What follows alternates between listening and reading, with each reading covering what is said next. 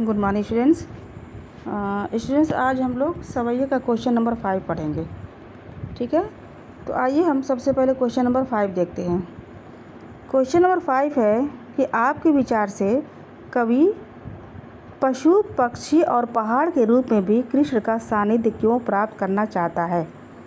फिर से देखिए प्रश्न को हमेशा ध्यान से पढ़ा करिए। प्रश्न है कि आपके विचार से कवि पशु, पक्षी और पहाड़ के रूप में भी कृष्ण का सानिध्य क्यों प्राप्त करना चाहता है। आइए हम इसका आंसर देखते हैं।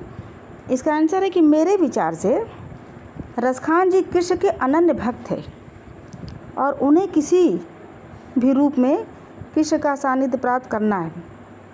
इसमें उनकी भक्त की जो भावना है वो भी तृप्त होती है, इसलिए वे पशु, पक्षी, पहाड़ बनकर भी कृष्ण का साथ चाहते हैं। ठीक है, देखिए फिर से एक बार देखिए आंसर कि मेरे विचार से रसखान जी कृष्ण के अनन्य भक्त हैं और उन्हें किसी भी रूप में कृष्ण का सानिध्य प्राप्त करना है। इसमें उनकी भक्ति की जो भावना है वो भी तृप्त होती है, इसलिए वे पशु, पक्षी, पहाड़ बनकर भी कृष्ण का साथ चाहते यानी संपर्क चाहते हैं। ठीक है, अब देखिए क्वेश्चन नंबर 6। क्वेश्चन नंबर 6 है कि चौथे सवैये के अनुसार गोपियाँ अपने आप को क्यों विवश पाती हैं। चौथे सवैये के अनुसार गोपियाँ अपने आप को क्यों विवश पाती हैं। आंसर देखिए कि चौथे सवैये के अनुसार कृष्ण का जो रूप है वह अत्यंत मोहक है तथा उनकी जो मुरली की धुन है वह बहुत मादक है। अब इन दोनों से बचना गोपियों के लिए अत्यंत कठिन काम है।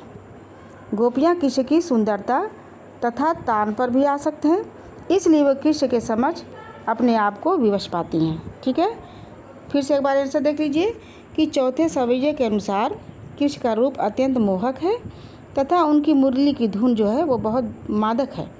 इन दोनों से बचना गोपियों के लिए बहुत कठिन काम है। गोपियाँ कृष्ण की सुंदरता तथा तान पर आसक्त हैं, इसलिए वे कृष्ण के समक्ष अपने को विवश पाती हैं या मजबूर होती हैं। देख लीजिए ये क्वेश्चन नंबर 6 का आंसर है। अब देखिए क्वेश्चन नंबर 7। क्वेश्चन नंबर 7 में दिया हुआ कि भाव स्पष्ट कीजिए। तो भाव किसका, अब देखिए क में दिया कोटिक एक कल धौत के धाम, करील के कुंजन ऊपर वारो। इसका भाव स्पष्ट करना है। तो देखिए आइए हम इसका भाव स्पष्ट करते हैं। इसका भाव यह है कि रसखान जी ब्रज के कांटेदार झाड़ियों व कुंजन पर करोड़ों सोने चांदी के महलों का सुख भी न्यौछावर कर देना चाहते हैं। अर्थात जो सुख ब्रज की प्राकृतिक सौंदर्य को निहारने में है वह सुख सांसारिक वस्तुओं को निहारने में दूर दूर तक नहीं है। ठीक है, फिर से देखिए इसका भाव यह है कि रसखान जी ब्रज की कांटेदार झाड़ियों व कुंजन पर करोड़ों सोने चांदी के महल का सुख भी न्यौछावर कर देना चाहते हैं।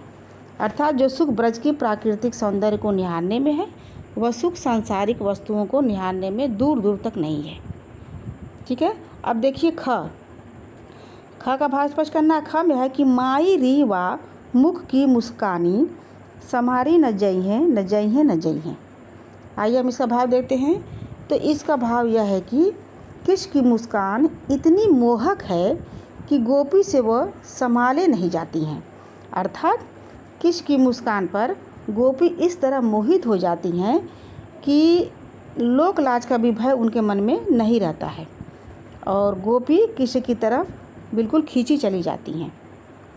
इसलिए गोपी कहती हैं कि जब श्री कृष्ण मुस्कुराएंगे तो उस समय उत्पन्न होने वाले आनंद को संभालना असंभव हो जाएगा।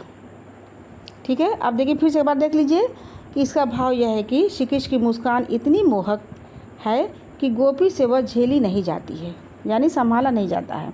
अर्थात कृष्ण की मुस्कान पर गोपी इस तरह मोहित हो जाती हैं कि लोक लाज का भी भय उनके मन में नहीं रहता है और गोपी कृष्ण की तरफ खींची हुई चली जाती हैं।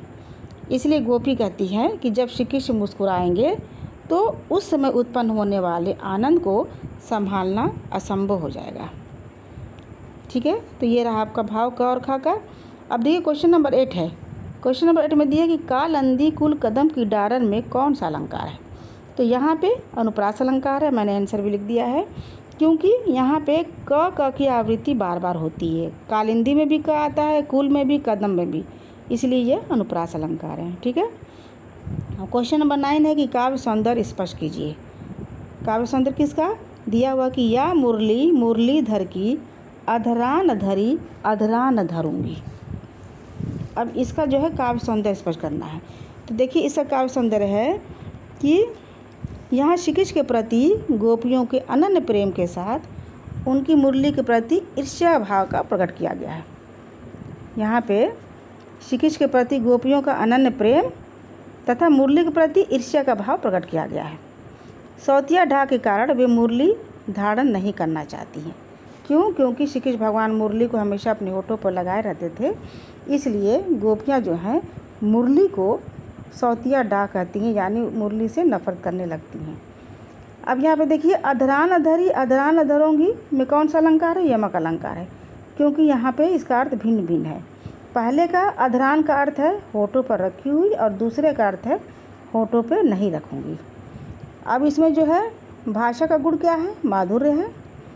और इसमें जो है छंद क्या है? छंद सवैया है। और भाषा क्या है? रसखान की भाषा ब्रज भाषा है। ठीक है। तो इसमें ब्रज भाषा का प्रयोग किया गया है और भाषा का ये इसमें जो है माधुर्य गुण है और कहीं कहीं पे यहाँ पे अनुप्रास अलंकार का भी प्रयोग किया गया है। तो स्टूडेंट्स ये रहे आपके सवैये का प्रश्न अभ्यास कंप्लीट हो चुके हैं आपके। अब हम अगला वीडियो जब बनाएंगे तो उसमें हम दूसरा चैप्टर पढ़ेंगे। उम्मीद है आप ध्यान से इसको पढ़ करके फिर कॉपी पे ज़रूर नोट कर लेंगे। Thank you.